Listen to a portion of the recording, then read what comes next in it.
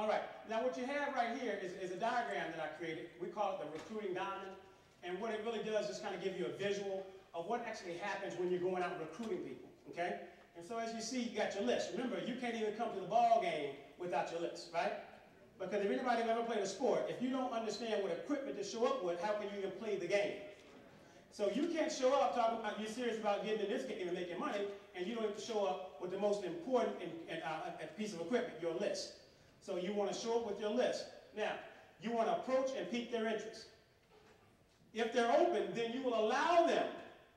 You will allow them to go to what? First base. Does that make sense? Okay? Because we're not begging anybody to make money. Right? Right? As in my business partner. Right? Right. Okay. So we're on first base. Now, if they're open, the next step is to give them, either put them on a sizzle call, put them on the website, or send them an email a marketing email with a link. Okay? Now, once you got them to second base, now you want to do what we call the follow-up. Write this down. The fortune is in the follow-up. Yes, sir. The fortune is in the follow-up. What sense does it make to show up with 500 people on your list, and you talk to everybody that you know, and you don't even follow up to see if they're open? Remember, urgency. So once you put someone in the game, you now have to be urgent and doing what? Following up. If it takes you 3, 4, 5 days to follow up, they might be in someone else's business. Or they might get started, but what they're teaching you, what you're teaching them, is for them to not have urgency. And nothing will slow down your business faster than not having urgency. The next thing, if they're open, you want to now get them to some type of presentation, whether it's a webinar or a live meeting, and then you want to follow back up, and then if they're truly in, then you want to get them to commit to the training, okay?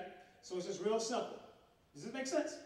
But what we do is, we get here, and we ask Rod if he's open. He tells us, sort of, he's basically telling us no, but we beg him to go to first base. Everybody know what I'm talking about, right? And Rod really ain't open. If he wasn't open here, he definitely don't want to get on a sizzle call. But because he don't want to hurt our feelings, guess what he does? And we're not looking at the warning signs.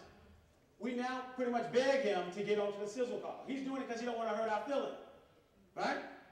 Now, he really don't like what he hears, but now we're begging him to come to a live meeting. Because he loves us, he's going to show up, and he may even get in. But now you got to beg him to get to the training. And beg him to get on a call to do the same thing. And beg him to get on the... You don't want to do that. People will tell you if they're open or not only by their words, but even more importantly, by their actions. And a lot of times we keep blinders on because we really don't want to see the truth. Right? So it's very, very important to keep it extremely simple.